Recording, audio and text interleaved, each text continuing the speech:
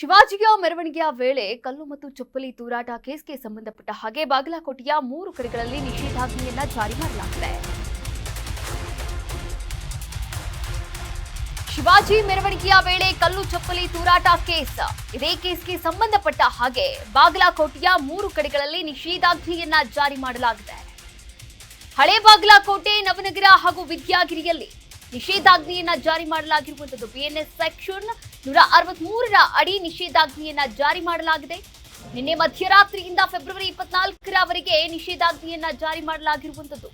ಬಾಗಲಕೋಟೆಯ ಎಸಿ ಸಂತೋಷ್ ಜಗ್ಲಾಸರ್ ಆದೇಶವನ್ನ ಹೊರಡಿಸಿದ್ದಾರೆ. ನಿನ್ನೆ ಶಿವಾಜಿ ಜಯಂತಿಯ ಮೆರವಣಿಗೆಯನ್ನು ನಡೆಸಲಾಗ್ತಾ ಇತ್ತು. ಈ ಶಿವಾಜಿ ಜಯಂತಿಯ ಮೆರವಣಿಗೆಯ ವೇಳೆ ಕಲ್ಲು ತೂರಾಟದ ಘಟನೆ ಕೂಡ ನಡೆದಿರುವಂತದ್ದು. ಕಲ್ಲು ತೂರಾಟದ ಜೊತೆಗೆ ಚಪ್ಪಲಿಯ ತೂರಾಟವನ್ನ ಕೂಡ ಮಾಡಿದ್ದಾರೆ ಕಿಡಿಗೇಡಿಗಳು. ಬಾಗಲಕೋಟೆಯ ಕಿಲ್ಲಾ ಓಣಿಯಲ್ಲಿನ ಮೆರವಣಿಗೆಯಲ್ಲಿ ಕೆಲವು ವ್ಯಕ್ತಿಗಳು ಮಸೀದಿ ಕಡೆಗಳಿಂದ ಕಲ್ಲು ಎಸೆದಿದ್ದಾರೆ.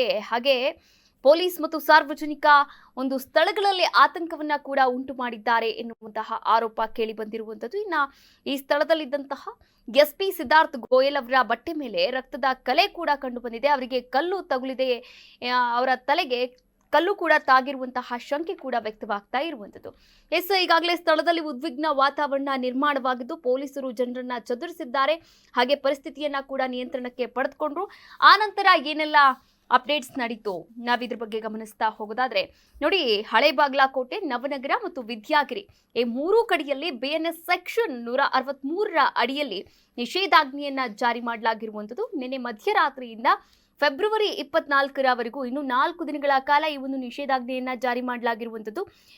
ಬಾಗಲಕೋಟೆಯ ಎಸಿ ಸಂತೋಷ್ ಜಗ್ಲಾಸರ್ ಈ ಒಂದು ಆದೇಶವನ್ನ ಕೂಡ ಹೊರಡಿಸಿದ್ದಾರೆ.